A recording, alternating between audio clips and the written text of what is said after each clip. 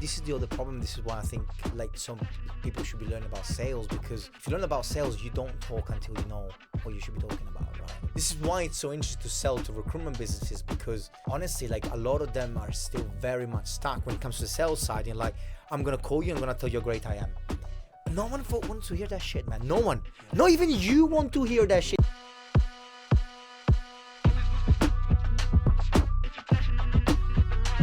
Welcome back to another episode of RecTalk. I'm your host, Nitin Sharma, founder, CEO of RecTools.io. For those of you who don't know, you should do by now. RecTools is the only whole-of-market directory of your entire recruitment supply chain. So whatever you're looking for, be it an L&D specialist to come and do some training for the team, whether you're looking for a new CRM, whether you're looking for some automation software, maybe you're looking for a new timesheet provider, maybe you're looking for a new payroll company, or do you know what, maybe you just want to see what new tech stacks are out there and you're a bit concerned that maybe you're not up to date, head over to RecTools.io. It's free to use, there's no registration, you can browse the site, have a look at everything, do your research, and then off you go to buy where you're buying from. Nothing to do with this. That's enough about me and me plugging my shit. I was really am looking forward to this one, even though I'm slightly hungover from the Recruitment Curry Club in London last night. Apologies, but my guest today is Giulio. It's Segantini. Segantini. Yeah, I'll do that again. My guest today is Giulio Segantini, and you are a TikTok sensation, a LinkedIn sensation, sales extraordinaire, right? And you spend a lot of your time working with tech businesses and recruiters. Yep. Training and developing them, which is ironic because you sat on a podcast with somebody who doesn't believe that recruitment is a sales job or should be a sales job. That's why I'm here. So just to argue with let's you. have it out. On that. Yeah. Absolutely. Mate, first of all, honestly, thank you so much for giving me your time. I wore these trainers just to clash with you. Oh, just the yellow. Oh, I love it. Perfect. But I got the black ones just to match you, you know? Like, it's perfect. Mate, love it. Mate, thank you for making the journey. Give us a bit of background and context for the handful of people watching this that don't know who you are. Uh-huh. So look, I go with a long story short. So I was a philosophy graduate from Aberdeen, Scotland, Nice. originally Italian. And when I was figuring out what to do in my career, I realized that it doesn't give as many options. There's not many philosophy factories these days, you know? No. So like I was looking into... You only spend so long sitting under a tree, right? Yeah, there's only so much you can do until the apple falls on your head. Somebody's right? already shouted Eureka. Yeah. So that door's closed. It's done. Like all of the creative stuff, not for me. So yeah, like I apparently I was meant to do HR. That's what the psychometric testing was telling me. Oh, right? God. And so I was like, okay, how do I get into HR? And I kept seeing these jobs like 100K, make 100K as a recruiter. I was like, all right.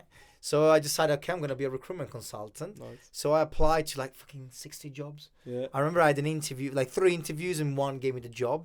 And so I moved to Czech Republic to work for an English company, to be a remote recruiter. Fantastic. And that's the first day. The guy sat us down and was like, look, guys, by the way, just to be clear, recruitment is a sales job. So just to give the first step, right, bam, first punch.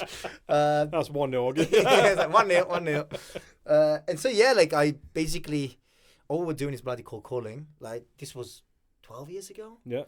So there wasn't like, you didn't do emails, you just called a lot. And after 9 years, I was lucky. I was climbed the recruitment ladder. I was reporting to the CEO, managing a big team. I was bored as fuck. Mm. And I was like, you know what? What's the part I like the most about this? And it was we had like, you know, like all these big companies that like, it wasn't that big, but like you have the trainee academy. Yeah. So we were hiring like 20 to 40 people a month, every month.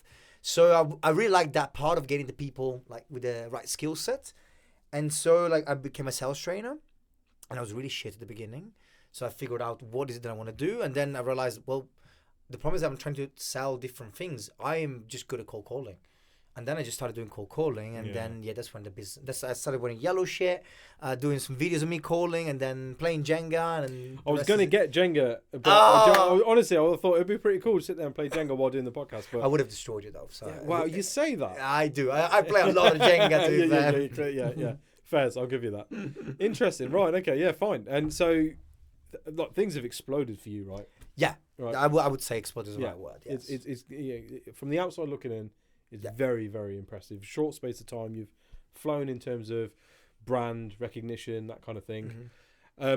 what is your core proposition? Is it literally just showing people how to open the door and get past the gatekeeper? It's literally like, I would say like the two main problems I fix, to take a leaf from the we have a meeting guys. It's like number one is like the call reluctance. Yeah. So I think actually the biggest problem that I've seen in companies is that they can't get people on the phone. Yeah. And that's what a lot of my brand is about, to show you that it's not. What's the worst thing that's going to happen? I'm quite famous because I'm one of the few that post the most horrible rejections. Yes. I just get the most horrible ones and I just post them because I look. If people see me getting rejected and you think I'm really good, you realize that everyone gets rejected. And that kind of demystifies the fear around it. And so that's number one. And number two is the actual skill set. So how do you then turn a conversation into a commercial conversation? How do you navigate around objections? How do you level up psychology? So that's the two main areas I work with, and it's just pure around cold calling. At the moment, I don't have any other service. It's either you do cold calling and you need your people trained on, or you're just not going to work with me, basically. No, fair. So how much of your client mix is recruiters at the minute? 50%. Really? Okay. Yeah. Okay. And what are the constant objections what's the reason people are bringing you in? So, well, look, we talk about this a lot, and it's kind of weird because recruitment is a super profitable industry. mm-hmm. And yet people are genuinely not very good at sales in recruitment, which may be because of people like you that believe it's not a sales job. Could be. 2-0. Yeah. But I don't even think that's it. I think there's merit to both sides, and we'll discuss it in a second. But I have seen for example, tech companies, like my conversion rate to meetings is way lower than recruitment agencies. Because a lot of recruitment founders are aware that their people are just not as effective on the phone as they could be. Mm-hmm. And so essentially it's really business development. Because candidate side, I think it's not as much of a sales job as it is, but when you do business development, you're still selling a service to a B2B business, right? Mm-hmm. So that part specifically, it's where I think so many recruiters fail or struggle with, let's say, and that's where I usually get brought in to help. And how much of it do you think is sort of anxiety, and how much of it do you think is just not knowing what the fuck to say when I finally get Mr. Client and Mrs. Client on the phone? I think it's very much a skill game above all, in the sense that, I mean, dude, I get anxiety. I never wake up a day thinking, wow, I want a cold call today. It just never happens. I mean, you know what? In the evening, I'm like, oh yeah, great. Tomorrow I'm gonna do the calls. Then when it comes, like, fuck this. Yeah. You know, it's like bungee jumping. It looks so cool until you're on the edge, and you're like, right on the edge. Am I sure about this? Am I sure about this? So I think the problem is that the anxiety comes because you don't have that like skill set built in, and even if you do, and I see this a lot, is that even like for example, now I've been in the UK for a week, so I wasn't cold calling. I know Monday's going to be hard because my brain is like coming up with excuses not to do it. But obviously when you have a skill set and you know what to say, it's just a matter of you pushing you past that, basically. Yeah, okay. How much of a role do you think marketing plays in the ability of a business to be able to successfully cold call or sales call? It's a very good question. And I mean, look, I think in the ideal world, like pure cold calling is exceptionally hard. You need to be really good. Mm-hmm. So like, if I call someone that's warm, conversion rate goes through the fucking roof. But if I'm calling someone that's like just doesn't have any clue I am, even though I technically have a big brand and everything, it doesn't matter. No. The person still doesn't give a shit. They don't know who I am, and they're just gonna reject me anyway. So I think having solid marketing just makes everything else so much easier. And I think there might be a point in the future where most of the calling is going to be warmer calling. And even these days, like I think it's great to have a team that calls, but I would never recommend any of my clients to just do cold calling. It would always be a multi-channel approach, always. Yeah. I mean, I'm the only person I know that should be doing just cold calling, because getting an email about cold calling training is pretty fucking weird, right? So I need to cold call, but everyone else should be doing everything, basically. Yeah, that's my point of view. See, but here's my view on it, right? If you run a recruitment business that is a low barrier to entry, and you hire exclusively graduates, 20 of them a quarter, you know, bring them through into this bullpen, only the fucking hardest working ones and the ones that are on the phones the most survive. If you are purely revenue driven, and therefore your entire business development activity revolves around looking at who is hiring, ringing those who are hiring, and offering them a sales service. Hey, you're hiring. I fill these vacancies. Let me fucking do that for you. Then, yeah, then recruitment can be argued as a sales business. Mm-hmm. Mm-hmm. But that's not what recruitment is. Because recruitment is a professional service, in my opinion. Mm-hmm. No different to how a law firm operates and how a accountancy practice operates, right? Yeah, that's fair. When a proper professional service recruitment business provides their services to prospect clients, Mm-hmm. what they're doing is they're working with a range of different clients and giving Mhm. away a lot of value for free. Mhm. Similar to what you do, right? With Mhm. your videos and stuff, you're giving away a little Mm-hmm. value for free. It's all a marketing activity, but what it is you're warming up these cold leads to say, Mhm. listen, there'll Mhm. be a day where we'll do business together, Mhm. right? Mhm. You need to be at that point in Mhm. that journey. I Mhm. can't force you. Mhm. I can't ring you up and force you to buy a candidate. I can't ring Mhm. you up and force you to take a temp from me. I can't force you to put me onto your, or Mhm. convince you because I'm some sort of slick mouthed, Mhm. Mhm. you're either going to do it or you're not, based Mhm. on a range of different factors, right? Mhm. Mhm. So for me, I just feel like the way the market is moving and the way the world is moving in terms of with consumer awareness going through the roof, Mhm.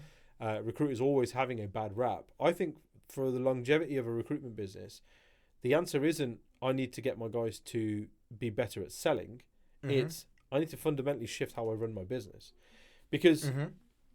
whilst I enjoy what you do and I respect what you do, Mhm. however, if I'd be sitting there thinking, or when you say, selling to the recruiters is easier because actually they're all like, yeah, my guys don't know how to sell. Please Mhm. come in and teach them how to Mhm. sell. Mhm. I don't think that's where the problem is. I think you got bigger problems, mate. Like as a business owner, you got bigger problems. If you Mhm. think that Mhm.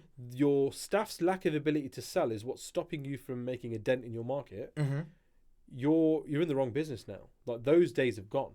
Those 2005, 2006 through to 2010, 2011, maybe even 2014, where it was bash the phones, Mhm. pilot Mhm. high, anyone will buy anything, 15% fees because that's the standard number Mhm. everyone Mhm. works to. Those days are gone. We're in a world now where talent acquisition have a seat at the table. Yeah. Yeah. Recruitment spend is scrutinized.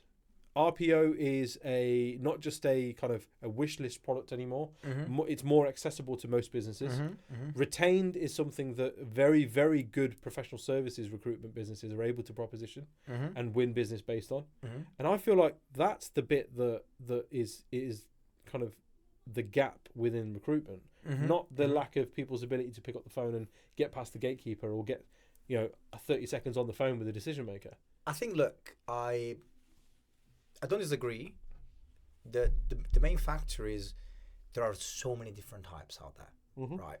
And if I had to tell you, right, and this is based on my business. So what's interesting for my business is if I want to grow the B2C side of the business, I need to be better at marketing on the sales, even though what I sell is sales, right? Which is super weird for me. So I'm learning how to do marketing instead of doing sales. Now, what you're referring to, But they go hand in hand, though, don't they? they to some extent, Marketing is top of funnel.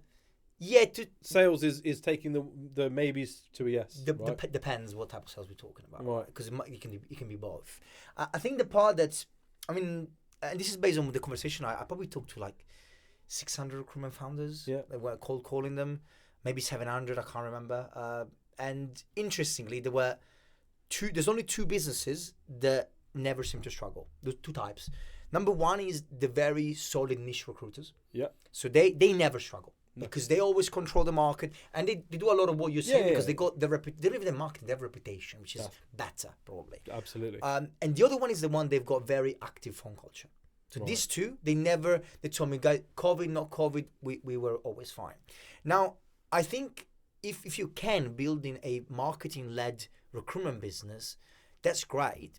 But one, it's really hard. It's not as easy. It's actually easier to churn through people, I think, than it is to build a proper marketing funnel because most recruitment founders can only do what they know.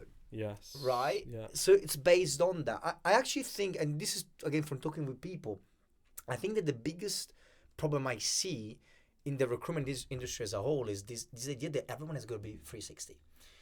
Right? This is like a massive issue because what you're essentially doing is, okay, I'm going to give you this is the cheekiest way I put it. 360 for me is like men and women. Right. The man is always used, he needs to go hunt and flirt, etc. The ladies use, I sit in a bar, somebody's going to come talk to me. Mm-hmm. Right? And generally, like, when you're doing like 360, or when you're spoon-fed stuff, right?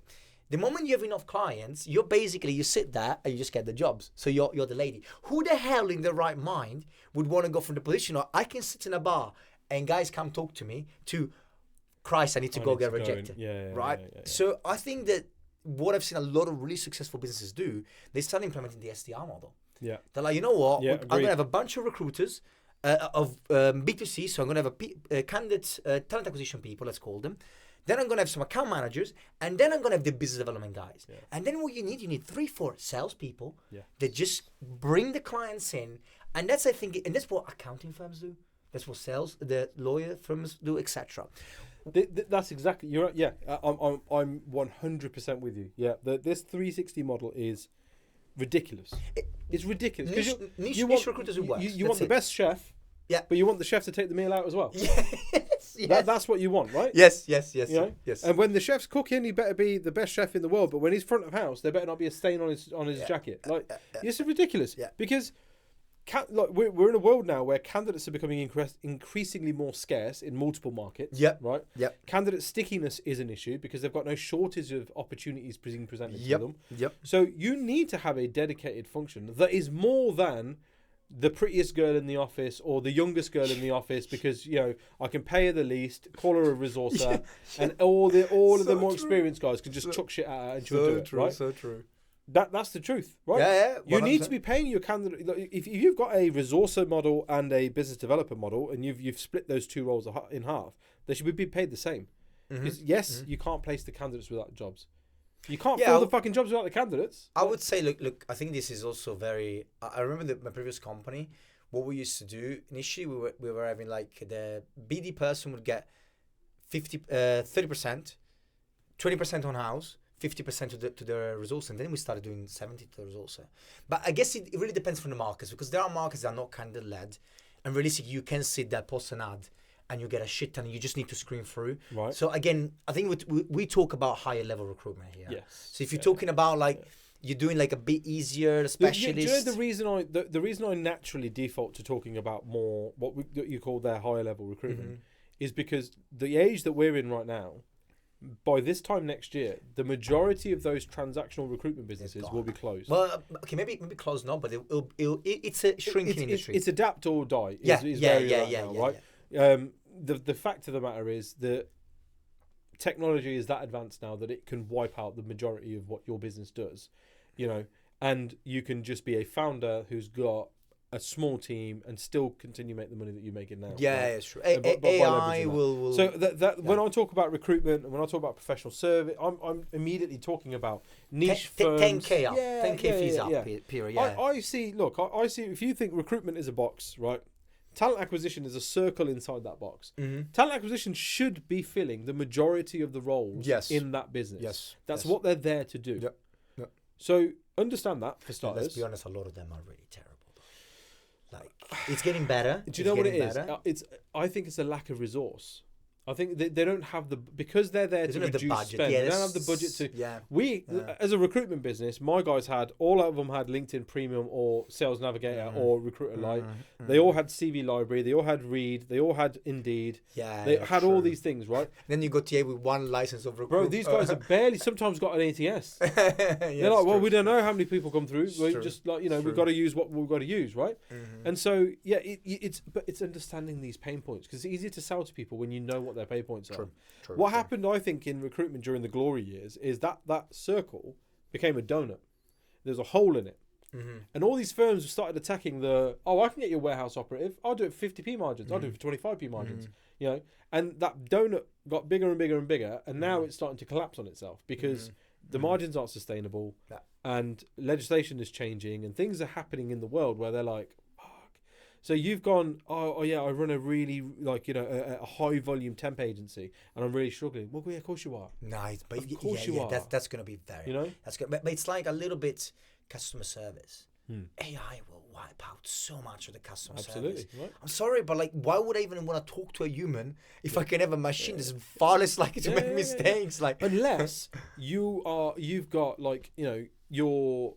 you could deal with complicated, complex issues. Of right? Of course. In a legacy business, and there's different systems. Of course. But even then, you've got like tech now that can be built that takes information out. But look, the bottom 50%.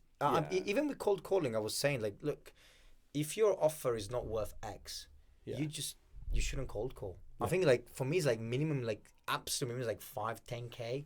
If your offer is worse than 10K and you're cold calling, unless your cold callers are in India, and therefore your cost is really low, it just doesn't make any sense. It doesn't work. It doesn't work. And it's the same for what we're discussing. So I think we're arguing a little bit the same point. It's like we are. Look, I've got a lot of respect for sales. I believe sales is part of a process and is a transaction. Well, I don't believe that sales belongs in its own kind of category anymore, right? I think sales and marketing go hand in hand. That I call now sort of RevOps. You know, that's what that is. And as a revenue generating arm of the business, both sales and marketing. Sales need to understand marketing, but marketers need to understand sales as well. Like, they just don't get it. A lot of the time, they just don't get it, right? There's a big discrepancy within that. So, okay, you're dealing with recruitment businesses, and you're helping these guys first of all get over the fear of getting on that phone. But you know, are you? To what stage are you going through this stuff with them? Because obviously you're not going to teach them how to, you're not expecting these people to learn how to pick up a job off the first phone call, because that never happens. So what are the what are the tips you've got for recruiters that are like, I know I need to get on the phones more, but you know, in their minds they remember the years where they worked for the big corporates, and the expectation was, I want 4 vacancies a day out of you. So therefore, everyone I speak to that says yes, they're hiring, they really need to give me the job because it's fun. Which is insane. I mean, look, I think one of the reasons why I resonate with recruiters a lot is because there's so much business out there. Even with the shrinking and everything, there is a lot. Because let's be honest, most recruiters are really shit. But I don't mean I mean really shit. So they don't know how to treat candidates, don't know how to treat clients. They sound robotic. They snort too much cocaine and everything. Every recruitment part is like just a meetup for alcoholics, really.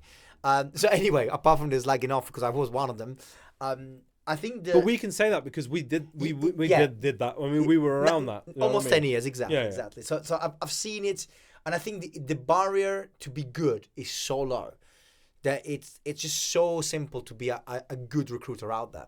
And I think that the first thing is actually standing out. So like when I walk into businesses sometimes, their introduction will be like, hey, I'm Giulio, I'll call you from Underdog Sales, and we're a specialist agency and blah, blah, blah. And I'm like, fuck me, man. Like, who is? I was making a joke with someone yesterday. It's like, I bet everyone is a specialist. But if everyone is a specialist, no one is a specialist. That's right. So just trying to reword, like, hitting the pain points rather than trying to go for like, we are the best. So just shifting from us to them is already the first step. And then really leveraging psychology, because recruitment is differently from most other sales industry I worked in. It's got an amazing factor, which is, I call it an attrition game. So all you gotta do is keep at it, and eventually they give you a shot. I remember my longest flirt was 6 years with a client before they gave me a job. 6 years where I called them once a quarter. Maybe sometimes I saw a vacancy, I would call them twice, but consistently be like, come on now. And I wasn't always adding value, but slowly but steadily I'm like, I keep showing up for 6 years. Clearly, you should be giving me a shot. What more do you need to see? Exactly. And this doesn't really happen with many other industries, right? Because typically, either you need a CRM or you don't, right? Or maybe, in 5 years' time, you might. Listen, Dacia can put 150 leaflets through my door. I'm never going to buy one. You know what I mean? Exactly. I'm not on 151 leaflet going to be like, man, these guys really want me to buy a Dacia. I'll take it. You know what I mean? It's not going to happen. You're right. And it's a people-led business. But see, I have a theory on this, though. I hate people like the cliche, people buy from people. And I hate that. Because my theory on this is it's either you're in one or two camps. People buy from people they like, or people buy from people like them. And so your job in a sales call, a marketing call, outreach, whatever you want to call it, is to establish, am I like you, as in is there relatability, or do you like me, as in is there likability here? Because if I don't like you and I don't resonate with you, I'm not going to buy from you. I disagree. Really? In the sense that because I see that a lot of this, like a lot of sales trainers are like, oh, you know, you don't need to be liked, but it fucking helps. So That's what I'm saying. But what I mean is that the best is when you do both. And But do you know what? Even if they don't like you, if they're buying from you, it's because they might not like you, but they are like you. Okay. So they see a trait in you that they're like, I'm like that. I'm tenacious like that. I might not like this guy. Don't like how he looks or dresses. But then you're gonna start liking them. If they like you, you're gonna start liking them. You might do. Think about anyone that you've worked that you've sold to or that you've bought from. Mm-hmm. Someone that you don't have anything in common with and don't resonate with on a likability level, on a relatability level, and you don't like them either. But you bought from them anyway. You wouldn't. That's the thing. They all like me, don't work that and way. I probably all like them. Yeah. You know? Like that's the problem. But this is the thing. You're subconsciously qualifying out the people that you know are not like you and not gonna. You know. Do you know what I mean? I mean, look. The way I look at this, I always make an example, which is like, imagine you go 2 grocery stores. They're exactly the same distance from your house. One is got an old lady that you really like, and she's let's call her Mary. And then you got Pierre, who's like this guy that you don't like. Pierre is cheaper than Mary, but you still go to Mary because you like, even at 10%. Right. Until it gets to a point, either Mary is so expensive, you're like, fuck it, I'm going to stomach Pierre. Now, or Pierre has got something that Mary doesn't do. Yeah. Like so I think in terms of this, that what I would typically work with is like, first of all, you need to be able to fix their problems. That's level 1. Then after that, I need to make sure you like me, because the moment you find someone that can fix the problem and you like more than me, I'm fucked. Yeah. So that's like, I think the two things go hand in hand. Yeah. See, we had this conversation on LinkedIn, and because my other thing with that is it's the 2 C's, right? The reason that somebody doesn't buy is one of two C's: cash or creative. Okay, right? Yeah, you talked about this. Yeah, I remember. Either the cash isn't on point, they're not going to buy because they can't afford it. Doesn't matter. Yeah, right. You never sell into this person. Or the creative. Okay, it's not a cash thing. They have the budget, and we're not over budget.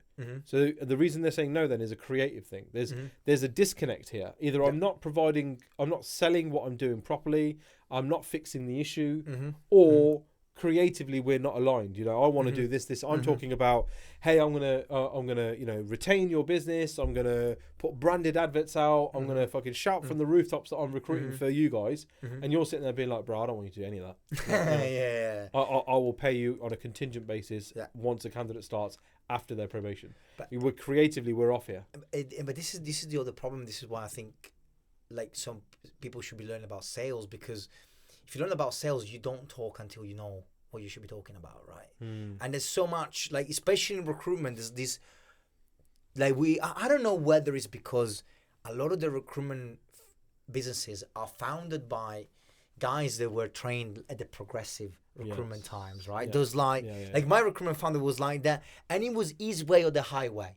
And that created the old generation of you got this little echo chamber of people that like bring back the good old days. I did it with the Rolodex, and I did it with the Yellow Pages, and all I needed was, it's like, bro, stuck in the 1800s. Seriously. But back then, people didn't actually have the internet either. Yeah, right. Look, some of the stuff I couldn't sit on Reddit and absolutely blast you back then, but I can now. Like, maybe you need to think about the activities and the behaviors and stuff. Yeah. Bill Cosby was walking the streets freely back then. These things, like, world moves on, times change. Everything. No, but this is why it's so interesting to sell to recruitment businesses, because honestly, like, a lot of them are still very much stuck when it comes to the sales side. And like, I'm gonna call you. I'm gonna tell you how great I am. Yeah. No one wants to hear that shit, man. No one. Not even you want to hear that shit. That's the problem. You don't want to hear it, but you think other people do. I'm like, but that happens a lot in business. Is people have this thing of like, the world is different at work, right? So here's my thing with the get on the phones argument. I know those same business owners that will yell at their team and say, get on the phones. Won't take cold calls. They won't take phone calls. Yeah. But if they see one of their staff pick out their phone, what are you doing? Yeah. Do that in personal time. Yeah. Rah. So you want me not to touch my phone during work hours, but every candidate out there and every client out there needs to answer their phone when I call them. Is that what you're telling me? It's insane. It's insane. It's a bit of false, like, it's a fallacy, right? But the thing I like about what you offer and people like, the guys at Wham and Benjamin and so on is, actually, you can take the traditional kind of that cold call anxiety piece and like, well, I don't know what I'm going to say or whatever, and you can bring it into the modern world. You can do voice notes, right? On LinkedIn, you can do voice notes on WhatsApp. Do your cold outreach on voice note. See how that lands. I used to do that. I've got a lot of people that tell me that they use my "Would I ruin your day if I told you this is a cold DM?" and it works apparently. You know, and I'm like, I'd never even thought about it that way. Yeah. Right. But yeah, it seems to be working. So yeah, I think there's a lot. Yeah, I used to get my team to do. I'd say send them a voice note and let them know you're going to call them in 10 minutes. Yeah. And do you know how much that increases the answer rate? Because people are like, well, I don't know who the fuck this is, but he's got the balls to fucking message me and say, I'm going to call you in 10 minutes. True. I'll entertain it. True. And is that not what you want? You just want them to answer the phone so you can have an opportunity to talk to them rather than they never answer the phone. But this is why, like, I'm never concerned. People like tell me, oh, like, cold calling, is it going to keep going, etc. And I'm never particularly concerned just because it's the only channel that gives you tone. Right, even the WhatsApp message, it can give you tone, but if they open it, if I talk to someone, I know for a fact that I can establish some. That's if they answer the phone, though, right? That's if they answer. See, I think I think it's a kind of missed trick in that you're using Lusher and all these other tools to get people's mobile numbers. Most, I would argue, 90% of the world have got WhatsApp. Yeah, send them a voice note. Yeah, what's the worst they're going to do is not listen to it. Okay, try ringing them; they're not going to answer. I used to do SMS. Like when I was doing multi-channel, when I was doing more broad sales training, not just cold calling, I would do everything. I would do WhatsApp, I would do SMS, I would do video, I would send them a voice note, I would send them a DM on link, everything. Because you build familiarity across different channels. That's it. By the time that you speak to them, the name Giulio Segantini actually rings a bell in their world. That's it. Right. So I think multi-channel is definitely the best way to do this. I think the phone will still have an impact. It's not going to be a growing market. Let's be clear. Like I don't think in 10 years there'll be more cold callers than there are now. It's impossible. It just doesn't make any sense. But is it going to die? Probably not. So it's just going to be a matter of like it'll be more fine-tuned to different things. Yeah. I think the marketing will play a massive element of that. You know, softening people up. They understand who you are. You know, it's not a who are you, where are you calling from? Yeah. Surname and surname recruitment business. It'll be a little bit. The problem that I see with that is that I think if they wanted, the big companies could have wiped out cold calling by now. But then they decided to fucking triple ads cost. Yeah. So I was like, thank you guys. Like, you just made my life so much easier because, Clay and cold emails. Like, cold emails have become like a shit show now. It's so hard to get it right. Yes. So I'm like, well, I could have been out of business if ads were cheap and cold emails were fine. Probably I would be okay. But now you get 1,000 pop-ups. Like everything on LinkedIn is sponsored by someone. Yeah, right? Promoted. Yeah. So like it's just going in circle again. And in 5 years, I'm sure you'll be something else. We'll go back to emails or whatever. Just the way that it is. It's cyclical, isn't it? Yeah. No, you're absolutely right. So what you got going on at the minute then? Your live pod have you done your live podcast with Hisham and the guys? Yeah, like mentors? As we were saying earlier, like I mainly work with tech and recruitment. I'm probably gonna be looking more into recruitment again, just because the need seems to be there. I know it's way better. It's also fun, to be honest. Yeah. Like tech is fun, but recruitment is also like the environment, the office. I really enjoy going in when I there's a handful of business I mentor and kind of with the Recruitment Curry Club. If I get to a city or a town earlier, I'll find a business to just go and hang around in. And it's nice. The vibe's always nice. Some businesses have really got it right. The culture is really on point. It's really hit or miss. That's it, right? But the ones that have got it right, it's so it must be so easy for you to then go in and go, look, you're doing all the basics perfect. Let me just get these guys now. Get rid of that kind of the hump that they're feeling in making these calls. And so. I like that. Cool. Have you got any events and stuff that are going on that you need to plug or you want to plug? I mean, I really try not to do. I'm a work from home guy. Like I quite like it. Yeah. I just the only thing I'm scaling is a community right now. Okay. So I've got a school community that's doing quite well. That's mainly what I'm focusing on because I like corporate, but the problem with corporate is that someone else paid the bill, right? So the people are there, and some of them are happy to be there, some are not. When I work with individuals, even if it's a one-to-many, they're all paying their money. They are far more motivated to be there, and it's just more fun to work that way. It's really interesting you say that. A couple of years ago when I had Benjamin on the podcast, he said exactly that. He was like, I like to challenge the recruitment business owners and say, this is what I'm paying. This is what you're going to pay me to do the training, right? But I want them to pay it. Yeah. Whether it comes out of their commission or whether you put it onto their threshold or whether you actually get the deducted from their wages, I want them to pay it because then they'll give a shit about the training. Yeah, this, like I actually tried this once and it didn't work very well. No, it's not going to work. I want to try. No, but it's a good idea because I think when I went for lunch with him, he told me about this, and it's a good idea. And it's true. It's different because it's crazy. Like how we have like this. I'm expensive. I'm fucking expensive, and still like there are some people that are just sitting in there like whatever. Guys, like this is stupid, right? You're getting free training, which I don't think money spent on education is ever money. No, it's not wasted. Spent, absolutely like, not. The best thing to spend money on. Absolutely agree. So, how do people reach out to you? What's the best channels? I mean, usually call me. Actually, someone he won't answer. Someone called me as you were getting water. Yeah, it's like I got some questions. Like, look, about to join a podcast. I'll call me later. Call me on the podcast. I'll answer it. Then. Call me on the podcast. Yeah, answer live. So I think calling me, obviously LinkedIn, Instagram, TikTok, across channel is the best way. Amazing, mate. I want to thank you so much for your time. Thank you for having me. It's been a pleasure.